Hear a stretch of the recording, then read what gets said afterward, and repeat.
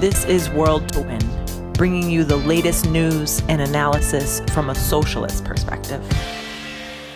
Hi everyone, welcome to World to Win.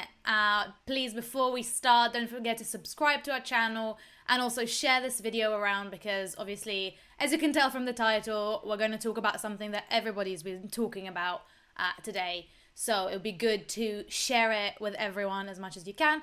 And obviously, we're also on all the podcast platforms that you can ever think of. So go and follow us there. And you can also listen to this episode on Spotify or iTunes or wherever you listen to your podcast usually. But before we go into it, I want to say hi to my co-host. How are you doing, Sonja? I'm good, Yaara. How have you been? Been good. It's been very, very busy here with preparations for International Women's Day there's fast approaching, and we've had loads of really good meetings about it, so that's really exciting. What have you been up to? Well, that's coming up, March 8th, very soon. In the US, we don't have such big celebrations, but Socialist Alternative here in the US, we're going to be holding different meetings. We're going to, some cities are going to do movie screenings about the women's movement. So we're really trying to bring the tradition here in the US. It's a little bit tougher for us. But it's so exciting to be able to kind of, bring that movement back and kind of try to organise protests around it. And that's what we've been doing here in England, Wales and Scotland. So I'm really looking forward to it, even though it's a lot of work. But obviously, it's always great to see the kind of outcomes of that. So I'm really excited. But, I feel like today we're going to talk about something that I personally have been reading about loads, and I'm really curious to start this episode because there's so much information and most of it is contradictory. Like we see a lot.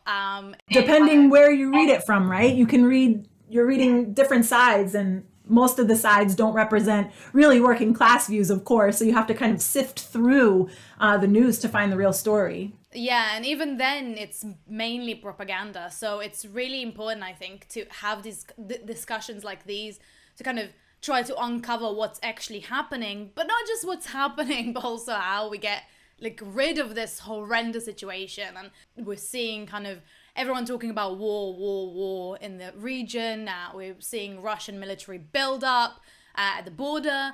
And then we're also seeing NATO maneuvering in retaliation, which is this looming threat of a war in the region, but that also means a looming threat of a big war in Europe generally and in the world, which is obviously very frightening and very confusing for everyone. And we're seeing this kind of rhetoric of East versus West coming up again. It's all connecting to what we talked about a few episodes ago, and keep mentioning about the new Cold War that now seems to be less cold than ever, But then we're also seeing Ukraine itself, which is a huge country with 40 million people.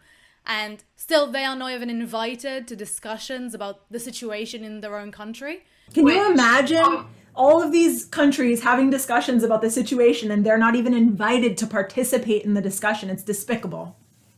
It's disgusting, but at the same time, even if they were invited, it would be the government. And it's not like the government has been representing of the working class in the country or in the region at all. So it's just a big mess, isn't it? So I think that this anxiety that I'm sure that so many people in Ukraine, but also in Russia, in the region, and also in the world are experiencing right now, it's just unbearable. And I think that that's why putting forward this kind of clear explanation on what's happening and how to defeat it is a really important role for socialists. So that's what we're trying to do today. So we have Sonja here from our Austrian section of the ISA with us. How are you doing, Sonja? Hi. Well, I'm fine, thanks. Brilliant. I'm just wondering, what's up? What's going on in Austria right now? What have you been up to this week? Well, quite similar that what you explained about the preparations for the 8th of March. We had some activities in front of schools because we are planning and organizing for walkouts and strikes on the 8th of March. So that's the one thing. The other thing we have been doing, we have been participating in memorial things regarding the big uprising of the Austrian working class in 1934, which was the first armed uprising of workers against fascism, which is important to keep up, to hold up the legacy, but also to learn for the struggle against the far right today, of course. 100%. I think that, we keep hearing about fascism all the time and seeing the far right rising. So it's so kind of interesting and important for us as people who oppose fascism to learn from the past. So this is really interesting. So if we kind of move into the subject of this episode, and just by the way, before we do, we are going to have a little video from someone in Russia, Oleg, later, so make sure that you keep tuned. But before that, I want to ask you, Sonja, what was actually happening right now? As we said, it's so confusing and it's very difficult to tell what's actually going on. So can you explain the situation a little bit? Well, that's actually, I think it's nearly impossible to say what's going on. Because, as Toya said, it depends what you're listening to. I mean, there are different claims. Yeah? You have the one side claiming that there is a Russian invasion. It's like literally happening every minute. That's like the story being built up for some weeks now. And then there is the other side claiming that the NATO tries to further spread their influence in the region. It's obvious, that Russia tries, or not Russia, the regime of Putin, tries to increase the influence, to get a more grip on the region. We have seen that in Belarus, we have seen this in Kazakhstan, and of course we have seen this with the Crimea also some years ago. So it's obviously that Putin wants to increase the politically, militarily, economically influence. But the other side is NATO, which has been expanding the membership, especially in Europe, of course, after the collapse of Stalinism. They consciously had an attempt to include a number of these countries into NATO. There just have been in these days a maneuver, a training in Germany of NATO troops. There is a meeting taking place of NATO defense ministers who are planning to establish 4 new combat units in Bulgaria, Romania, Slovakia, and Hungary. So it's and this weekend we have the so-called security conference. I mean, it's always funny if these warmongers talk about security, because the only thing they want to secure is their system and, of course, their at the end of the day, their profits. So it's this NATO summit in Munich. It will be interesting on Saturday, when because there will be huge demonstrations against it, where also members of the ISA from Germany and Austria will participate on the street against the danger of war, but also against the policy of NATO, and of course especially in this case of the German capitalists. So we see a lot of propaganda. Depending to what newspaper you read, what page you look at in the internet, you get completely different pictures. But it's clear it's not about defending anything. Nobody is defending anything there. I mean, they are defending their interest, but it's more an offensive thing from both sides. So, and it's nothing about democracy. And this is it's incredible that the US still is arguing along these lines of defending democracy.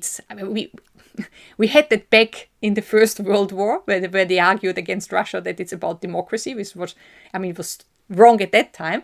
But it's also, if you looked at who are the partners of the US, like Saudi Arabia, it's not really the parodies of democracy or women's rights or anything like that. So it's not about that. They just use that to justify their policy. Well, of course, it's trying to implement their interests. So what it also is it's an attempt to cover up their policies.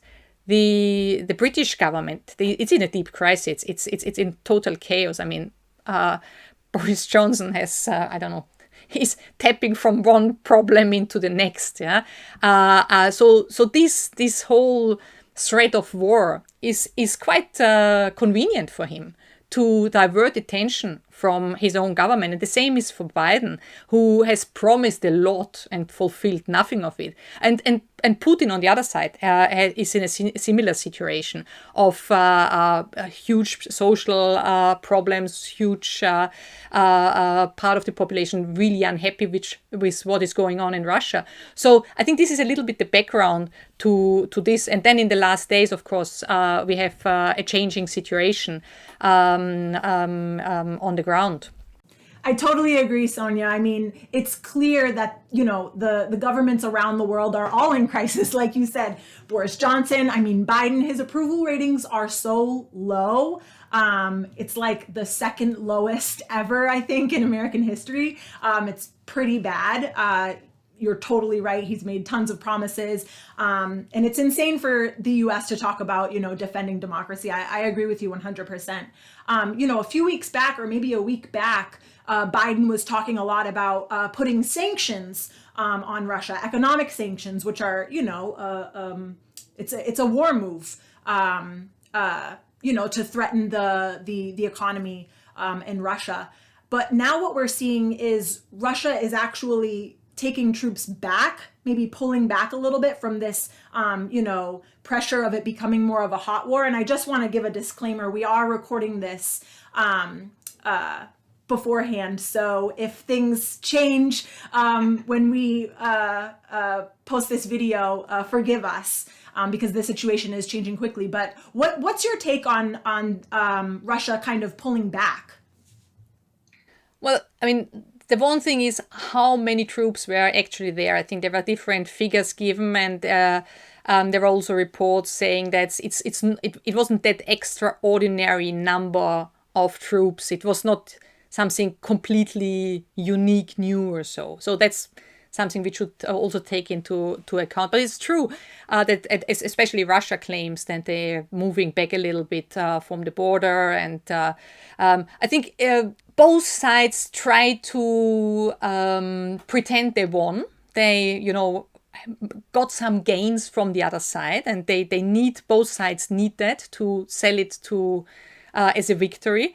But on the other hand, both sides really don't want the war because they completely understand that it could absolutely get so out of control with enormous effects. In the region, there are other, countries in the region where it's unclear. Moldova, for example, with the Republic of, the region of Transnistria, which is a conflict region. Then you still have other former Soviet republics which are in an extremely unstable situation. So they are completely aware that this could trigger off a number of other military conflicts. And then the effects on the world economy, if the oil and gas prices would increase, if the wheat prices would increase. Ukraine and Russia, I think, exporting 30 or 40% or so of world's wheat.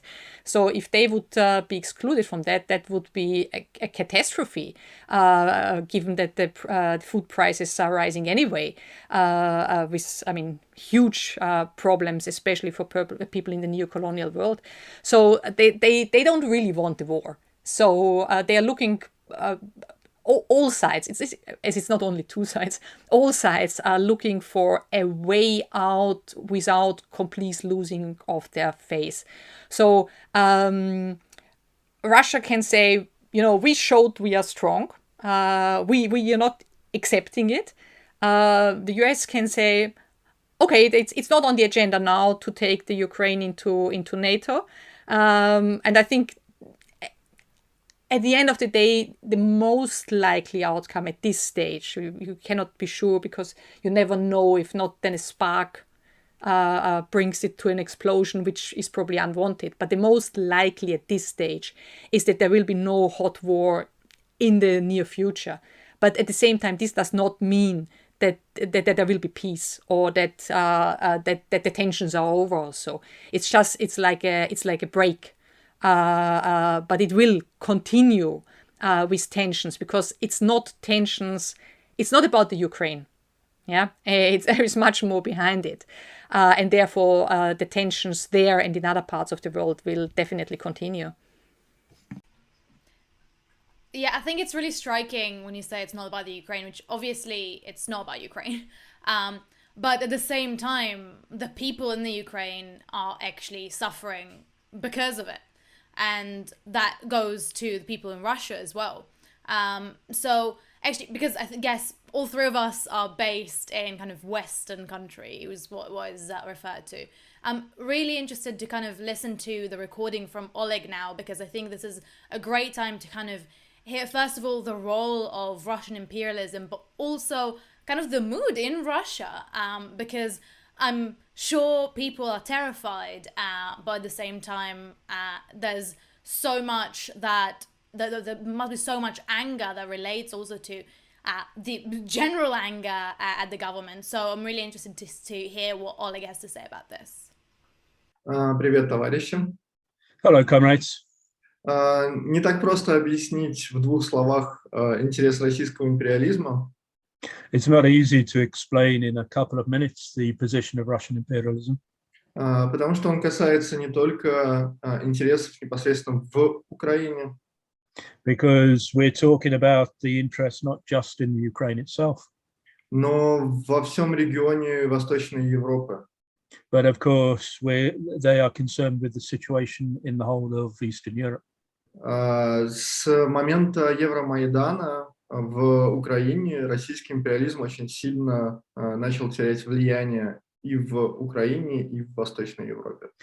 After the events in Euromaidan, Russian imperialism has begun to seriously lose influence both in the Ukraine itself and in Eastern Europe. И для того, чтобы сохранить это влияние, он использовал территории ЛНР, ДНР для того, чтобы шантажировать Украину и иметь возможность влиять на политическую ситуацию в стране. And in order to try and maintain its influence, it has been using the two rebel republics of Donetsk and Lugansk People's Republics, and using them to, in effect, blackmail the Ukrainian government to do what it thinks should be done. И он сразу же столкнулся с интересами западного империализма, который давно укреплен в регионе Восточной Европы. And of course, this has brought it into direct conflict with the interests of Western imperialism, which has expanded over Eastern Europe. Евромайдан стал по своей сути победой проевропейских сил, проевропейского правящего класса в Украине, и для защиты от российского влияния эта часть правящего класса начала сближаться с западным империализмом. And of course, what happened after Euromaidan is that part of the Ukrainian ruling class that was orientated towards the European Union and to the West won. And since then, it has been defending its position in the country by leaning on Western imperialism. И все, что сейчас происходит вокруг Украины, это столкновение двух глобальных игроков: России с одной стороны, США, которые рулят в НАТО, с другой стороны. And what we're seeing in Ukraine at the moment is this conflict of the two imperialist powers, Russian imperialism on the one side and American imperialism, which of course is leading NATO, on the other. И если вы посмотрите, какие требования выставляет российский империализм, они касаются в основном военных баз и вооруженных сил, которые он требует увести из Восточной Европы. And if you look at the demands of Russian imperialism, of course, what they are demanding is that the military bases and the arms and so on are removed from Eastern Europe. Половина времени. И в этом столкновении территории ЛНР, ДНР используются для того, чтобы давить на западный империализм. And in this situation, what is happening is that the Russian government is leaning on the LNR and DNR, the two republics, to pressurize Western imperialism. Поэтому интересы здесь более глобальные, чем просто интересы непосредственно российского империализма в Украине. And so what we're talking about is a conflict that is much wider than just a simple conflict over Ukraine. It's a conflict between two big imperialist powers. Конечно, никто не хочет в России войны с Украиной. Of course, nobody in Russia wants a war with Ukraine. Возможно, кроме как бонапартистского аппарата и тех денег, которые могут получить из этой войны.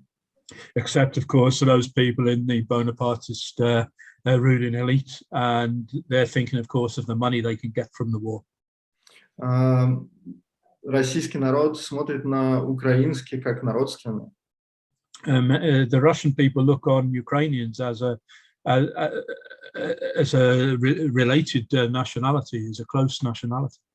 Молодежь, которая недовольна теми репрессиями, которые происходят, смотрит на всю ситуацию, как будто старенький дедушка в Кремле забыл принять свои лекарства.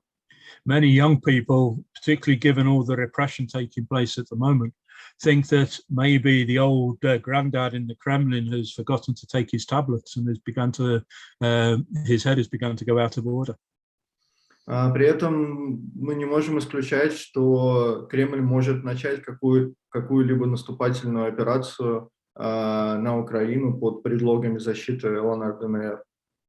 But of course, we can't exclude that the Kremlin could start some sort of offensive in Ukraine, justifying it by saying they're defending the DNR, LNR republics. Естественно, это вызовет прямое военное столкновение с силами НАТО, так или иначе. And that, in one way or another, will lead to a direct confrontation with the military forces of NATO. И эта война, как минимум в России, не может не вызвать протестов. And of course, that will mean that there's no option in Russia but to have protests. Поскольку очень многие считают, что она будет несправедливой. Because many people here think that such a war is unjustified. Поэтому мы ожидаем, что если все-таки что-то начнется, протестного движения, призываем создавать антивоенное движение. And we think that if something does start, if an attack does start, then the opposition protests will organize an anti-war movement.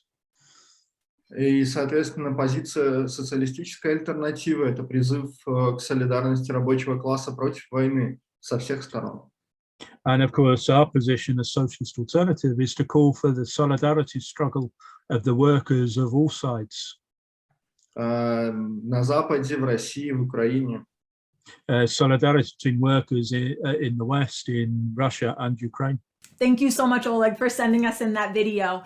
Sonja, I want to talk a little bit more about the interests at play here. You know, in the US, we hear about what's going on in Russia and in Ukraine. And as you mentioned, you know, Biden talks about defending democracy, but that's not really what it is about. And what is your take on why the US and NATO, you know, are intervening in Ukraine in this way?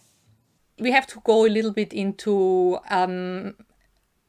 explaining how capitalism works or tries to work. And the main problem is that to function, it needs to expand. Yeah, it needs to get more and more. And at the same time, you have nation states, which are on the one side limiting, but on the other side, preparing the framework, the legal, but also the influential framework for capitalism to run. And then you have competition, which is necessary from the side of capitalism, but on the other side, it creates a lot of problems. And all that is again and again reaching limits. And so they have to look for new ways to expand. Yeah? In the 80s and 90s, this worked partially with this whole process of privatization. And then we had the collapse of Stalinism and a whole new world opened for capitalism. Then we had the periods with speculation, where capital went into increasingly speculative things. But all these, of course, doesn't work, endless. Yeah. So they need to expand to new regions also, because the profitability is going down. They need to expand to cheaper labor and to an increased exploitation of nature. And the background to this is the crisis nature of capitalism. I like cakes. Yeah. And the problem is, if you have a slice of a cake and this cake is divided, but when the cake is getting smaller, then the slice is getting smaller. But if you want to keep the size of the slice the same, then you have to take part of the slice of somebody else. And that's a little bit what's happening, because the world economy is not developing in the way capitalists need it. They increasingly need to look for the slices of the others. So that's why it is not about the Ukraine. I mean, they don't care at all. Toya said at the beginning that they were not even at the negotiation table, but they also ignore the situation of the people in the Ukraine. The social situation is a catastrophe. I mean, there was a poll from, I think it was from 2020 actually, so it's not even updated, saying that 15% of the population cannot afford to buy food as much as they need. Yeah? 45% in the country are said to be poor. Yeah? The household income has dropped, and this is, although the Zelensky said that he is going to increase and everything is going to be better, and he's just the same type as all the other politicians. He was said as to be one of these new politicians. They break with the old system and being something else, something different, independent, blah blah blah, and just proven like all the other ones. We had one of those in Austria, who now had to go because of all this corruption stuff. But it's like Macron and Trudeau and all these people saying it's new, but they're not. It's the same elite, and he's part of it. Yeah, but they don't care. They don't care about the people in the Ukraine. So what it's really about is that Russia on the one side in that region and the US on the other side. I mean, they need to increase their influence. Yeah, I think that's what really is behind what we see at the moment. And this is also linked to the developments in Europe itself. Yeah, I think what you said about the Ukrainian president is really kind of true, especially because it's not just that he presented himself as, a new politician, but he had this TV show. He was an actor before, and he had this TV show that the whole plot and the whole premise of it, I remember watching it before he was elected, was how this teacher is getting more and more political power and managed to be elected because he understands the people, but the actual person is a millionaire. And he's clearly just as corrupt and just as awful as all of the other presidents, and at the same time as being so populist and kind of patriotic, trying to kind of make it all about kind of nationalism and patriotism rather than actually worrying about the things that he was talking about and kind of mocking how politicians don't care about, which I think is kind of the most cynical thing you can do. But I was wondering, because you started talking a little bit about the tensions between Russia and the US, and I was wondering, how does that link to the bigger picture of what we talked about a little bit before about the Cold War, the new Cold War between the US and China? Yeah, that's very important, because this is where also the EU and Europe, come into that play, because it's actually about the US and China. That's the big thing about it, because China, since some years through the Belt and Road Initiative, is getting is spreading influence. And this is, of course, in different parts of the world. I mean, you remember 2 years ago, I think, we had the conflicts between India and China, for example, in the Himalaya region. Yeah, we have, of course, the conflicts around Taiwan and so. But it's also it's getting into Europe. Yeah, we have countries joining the Belt and Road Initiative in South and Southeast and East Europe with a lot of different projects. And this is all about access to raw materials and, of course, to markets. Yeah. And this is linked to another topic that I think we have been discussing about in this program. And this is the problem with the supply chains that we have at the moment. I mean, so China and Russia have been increasingly trying to increase their influence into Europe. And this is a problem for the US because the US wants and needs Europe as an ally in the conflict against the EU, against China, sorry. And the EU itself and the different European states, they use and want and need Eastern Europe and the Balkans for their economic policy, because as a reaction to the problems with the supply chains, we have this process of reshoring or nearshoring. So to bring the production back from far away, either back into your own country or at least in your backyard. And this is what Eastern Europe and especially the Balkans are very important for European countries, because it's highly qualified labor you have there. It's very close and it's very cheap. And linked to this is the problem that the EU itself is unstable.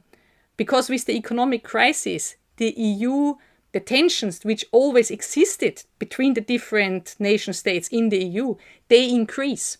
So this all comes together.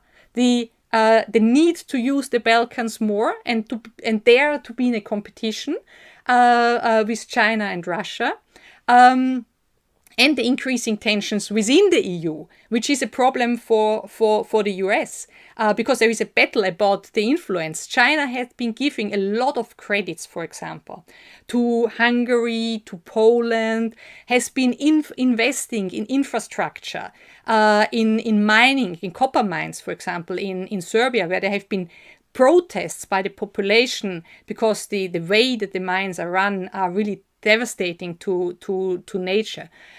You have Russia. The most prominent is Nord Stream 2, yeah, which is an attempt to disempower the Ukraine. But there is much more. I mean, Gazprom has been taking over the Serbian former state oil company of Serbia already 2008. Yeah? They have been investing and taking over banks. They are selling military equipment. And then also they used Corona, where with vaccine imperialism, they increased their influence. Serbia was one of the first countries where you had quite a big variety and easy access to vaccines. And it was Chinese, it was Russian, it was also Western vaccines.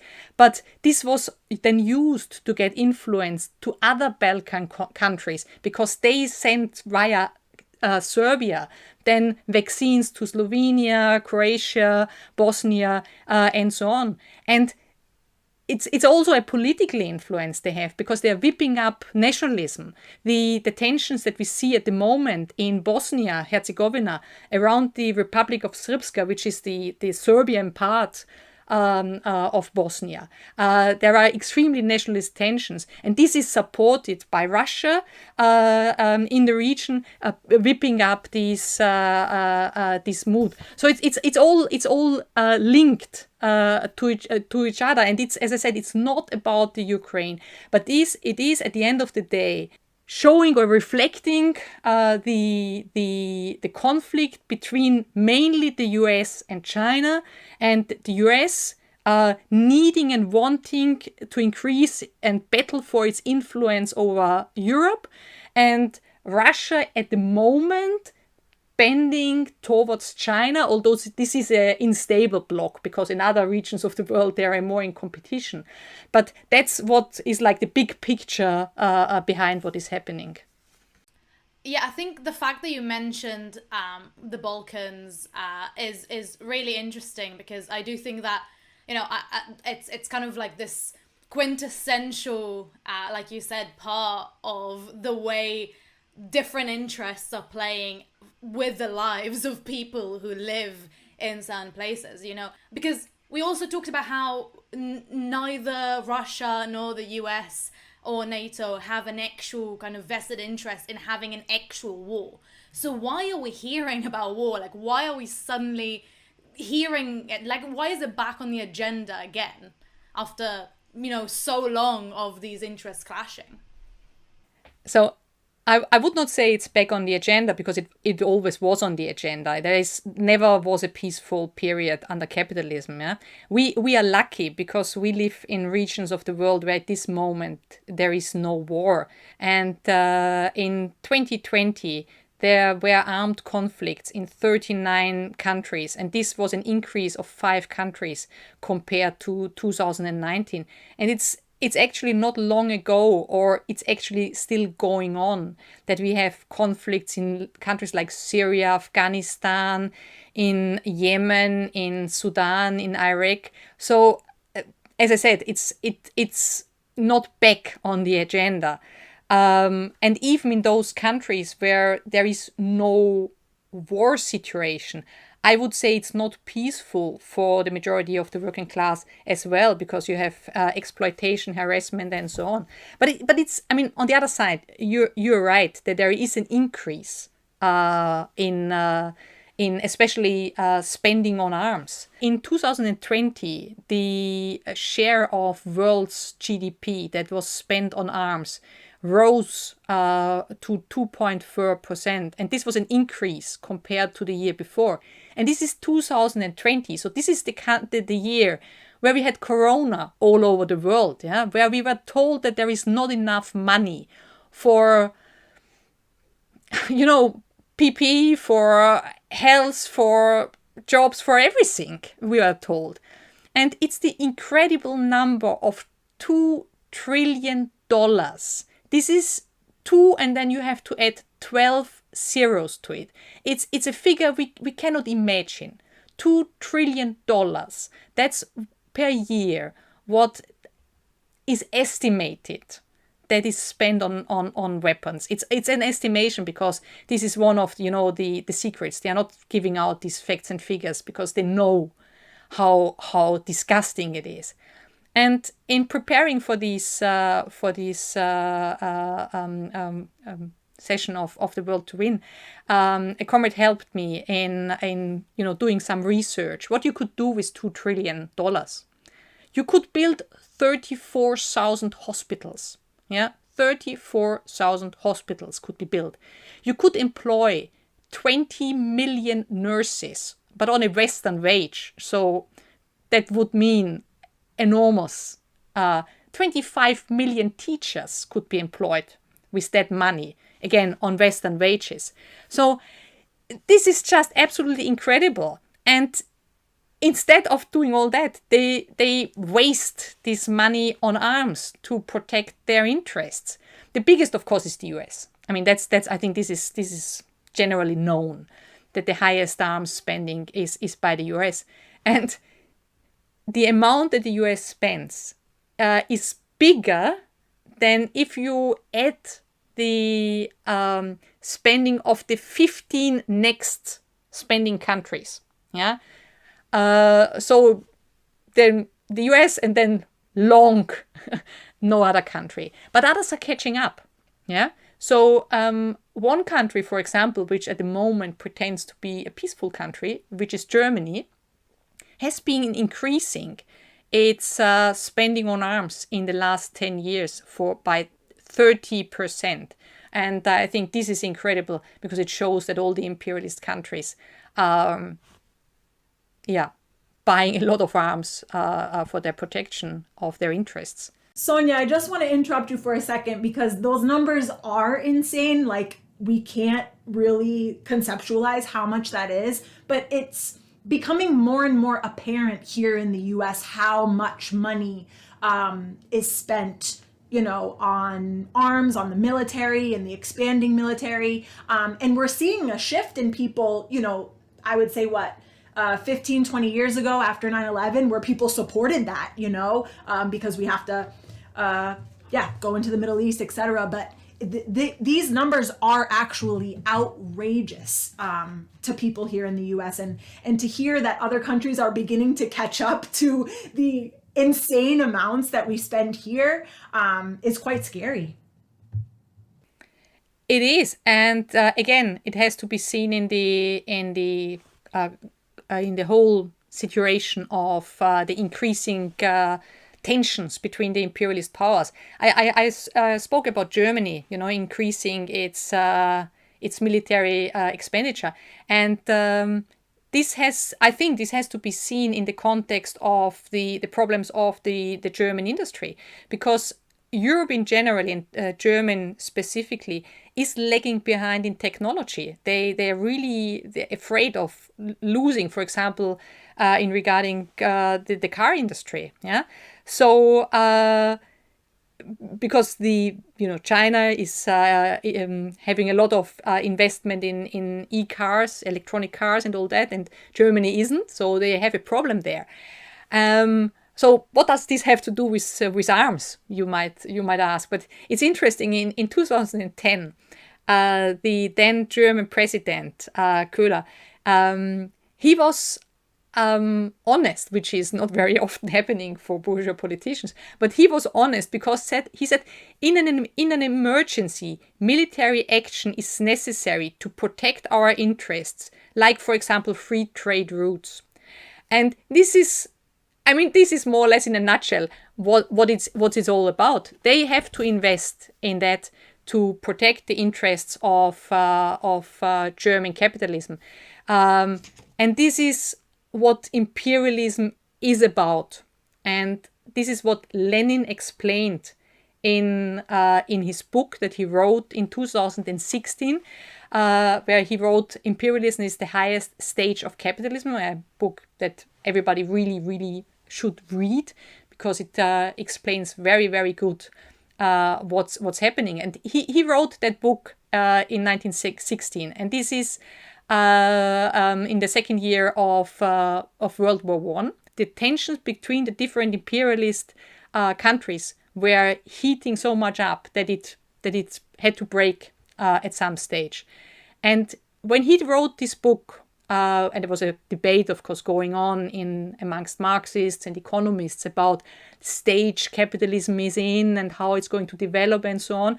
But he took out some characteristics, how to define imperialism. So he said there is a concentration of capital, which means that it's increasingly bigger trusts and monopolies developing. And we all know them. It can be Google, it can be BMW, Shell, or other companies having enormous influence, not only economically, but also politically, influencing governments and then political developments. Then the second is the fusion of bank capital and industrial capital to what he called finance capital. And this is, again, very important because we saw that in 2007 with the economic crisis. At the beginning, they said it's a financial crisis, but it was not a crisis which was because of speculation or because of the stock markets or loans or derivatives or weird casino capitalism or so. This was a trigger, but it wasn't the reason for it, and it wasn't kept to that. But because of the unbreakable combination of the different parts of capital, of the finance capital and the productive capital, the whole economy at that time was affected. And the same goes back if you look at the to the crisis in the 20s and to all other crises. So you can't separate the different parts of the economy. And then there is the formation of international capitalist associations to divide the world. And probably the most famous we all know is Wall Street, which is like, I don't know, the devil in, not even in disguise, the devil as it is, or whatever, yeah. But there are others which are probably more in disguise, like the WTO or the UN. So organizations which are said to be international organizations, working for everybody, for the world, representing all our interests, blah, blah, blah, and all that. And in reality, those organizations are puppets for the strong imperialist nations, implementing their interests. And then, of course, the characteristic of the territorial division of the whole world. And so the whole map is the imperialist powers have divided the world, yeah, and the only thing they can now do is to take the cake pieces of somebody else, and all these is still valid today, and it's heating up and it's increasing, yeah, and therefore the war is in the DNA of capitalism. It's not happening. It's not an accident, but it needs to come again and again in different forms, yeah, and it is always in some way it is there, and these roots need to be understood, because only if you understand where war is coming from, then you can effectively fight against it. I'm glad you talked about that book, Sonja. I agree. It's an excellent book to really understanding how global capitalism works. And I think maybe we might need to have an episode on it. So we might be inviting you back to talk a little bit more about it. But if war, as you said, is part of the DNA of capitalism, what can we do to stop it? What can we do to fight back? We have seen historically movements to stop wars, but for example, in the main war in my memory that I can think of is in Iraq and Afghanistan, and although there was a big anti-war movement, it didn't stop the war. It went on for 20 years. So what is it that we as socialists call for in order to stop war, something that is so part of what capitalism is and what it needs to continue to thrive, if you will? Well, it's actually a very difficult question, and we all would love to have an easy answer to, love each other, or, put a candle in the window, or sing Kumbaya, my Lord, or things like this. We would really, it would be so nice if things like this would work, but unfortunately it doesn't. And as I said before, you need to know where it's coming from to find a solution. One thing which is no solution are peace talks. It sounds nice, yeah, and it's probably better they talk than they shoot. Okay, I can accept that. But it's not going to solve the problem, because who is negotiating on these peace talks? Yeah, the UN, responsible for the Korean War? No. Yeah, the US, the biggest, buyer of arms, responsible for I don't know how many coups in Latin America, bringing to power military dictatorships. The EU, building the fortress of Europe with refugees who are fleeing from wars where European countries are responsible for. So no, they are not going to have any negotiation effect. I mean, Russia the same, yeah, China the same. Countries who are, or regimes who are suppressing their own population, and all of them making policy against their own working class in their countries. So no, those peace talks are definitely not going to help. They might get to a break for the period, for a short time. So the result might be a breathing space, and that's better than a hot war. That's for sure. But it's not going to solve the problem in the middle or long run. Again, back to 1915. Yeah, Karl Liebknecht, the German revolutionary, and those who know Rosa Luxemburg might have heard about Liebknecht as well, because he was assassinated she was, and he was like a co-fighter. And he had this very famous quote, and it's famous in Germany and Austria, and I don't know if it is international, but he said, the main enemy is at home. And what he meant by this, is that workers who are forced to shoot at workers from another country in the battlefields, that's of course the wrong thing, because the workers of France are no enemy to a German worker, and the workers of the US are no enemy to the ones from Vietnam and so on. Yeah, it's because the working class at the end of the day is international. I mean, we have the same interests. We want dignity and we want to have a decent life. That's it. There was a research by Credit Suisse about how the rich got richer under Corona, and I'm sure there are loads of other similar researches. But it shows that the 10 richest people in the world, they have the same wealth as 40% of the world population.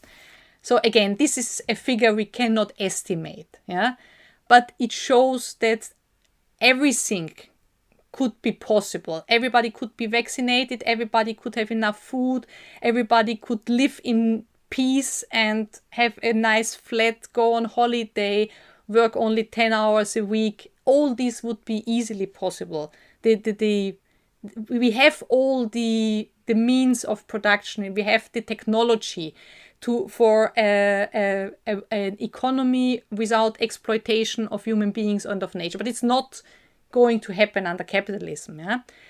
Because wars are necessary and they serve in the interest of the ruling class. And we have to pay the price for it. It will be the people, if it will heat up in the Ukraine, it will be the Ukrainian people, but it will also be the Russian people. It will be the workers in Belarus. It will be European soldiers. People that have to fight from Romania or Bulgaria or whatever. Yeah, who are forced to battle there. I mean, who is in the army in the US? It's not the sons of the rich people who have to go to the army. So it's a social question as well. So war is. It is, as I said, it's in the DNA of the system. So it's not because people are bad human beings. Yeah, but Jean Jaurès said capitalism carries war like clouds carry rain, and it's going to happen again and again. And you said, what can we do? Yeah, and our comrades try to stand up against this danger.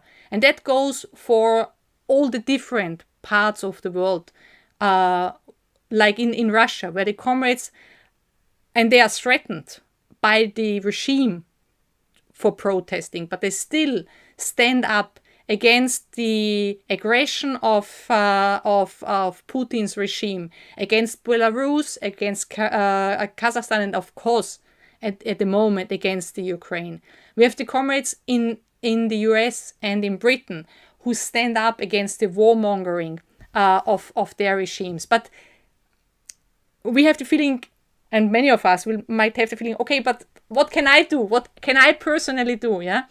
And yes, you can go and organize demonstrations. You can organize school student strike to, shout out, to make loud that we really not support any of these.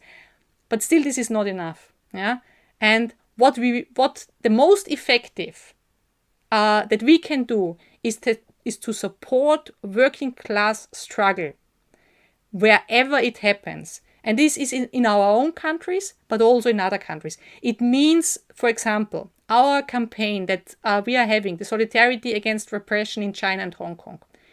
which is not only a campaign for democratic rights, but it's also a campaign for workers' rights in Hong Kong, for workers' rights in China. Because a strong Chinese working class to stand up against the regime in China, this is something to help fighting against wars. The drive to unionize workers in the US, which is taking place at this moment, at Amazon, at Starbucks, at a lot of other companies, this is strengthening to the US working class. If there is weapons produced, I mean, there is a strike at the moment in Romania in a weapon company. We know of historical strikes where in the ports, the dockers were not prepared to unload or load the weapons to be sent to for military actions. This sounds a little bit complicated. I know it's not an easy answer. There is no easy answer. It's not an easy world we are living in.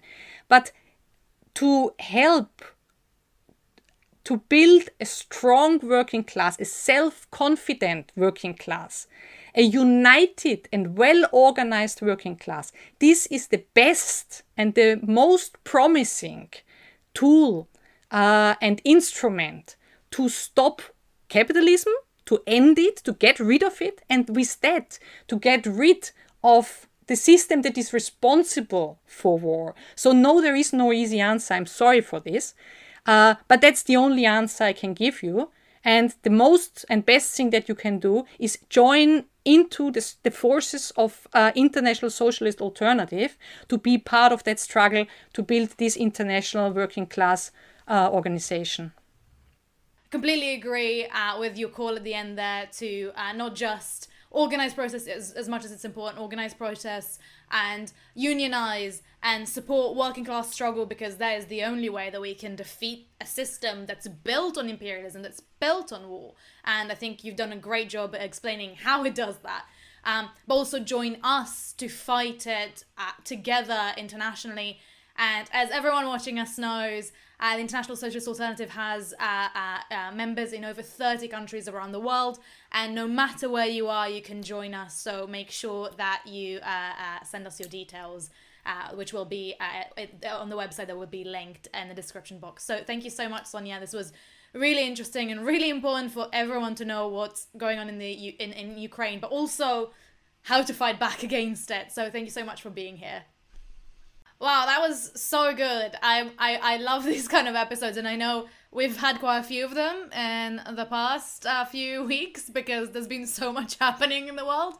But it's always so good to learn, what's happening in the world without the noise and the propaganda that we're getting from literally every media channel. So it's so good to have this show to kind of discuss this. But now we still have one last thing that we haven't done. So Toya, what is our shout out of the week today? Well, we're bringing it back a little bit to our last episode. If you haven't checked it out, please do. It was about coffee shop organizing in the US. We also had a member from Ireland talking about organizing there as well, and the influence of the unionization effort of food service workers. But just recently, Starbucks has retaliated against the hundreds of workers that are unionizing in the US. In Memphis, they fired 7 workers. Ironically, they fired 7 workers. Many of them are workers, Black and brown workers, during Black History Month in the city where Martin Luther King himself was shot dead while picketing in support of a union. It's just, you can't make this stuff up. And so the International Socialist Alternative is calling for solidarity actions for workers in Starbucks to walk out for 7 minutes, to call for these workers to get their job back. And Socialist Alternative in the US has organized many rallies and participated in many rallies across the country, some marches, to try to bring awareness to the fact that Starbucks is retaliating against workers who are just asking for decency, living wage, etc. So again, if you haven't checked out that last week's episode so you can get caught up on everything that's going on with Starbucks, make sure you do, and we will see you next time. This is World to Win. Every Sunday, we broadcast with speakers from across the globe, bringing you the latest news and analysis on the fast-moving global events from a socialist perspective. Subscribe to the International Socialist Alternatives YouTube page and click the bell to get notified when we go live for a new episode. Like us on Facebook and follow us on Instagram because there's a lot to do and we have a world to win. When we fight! When we fight! When we fight! Solidarity!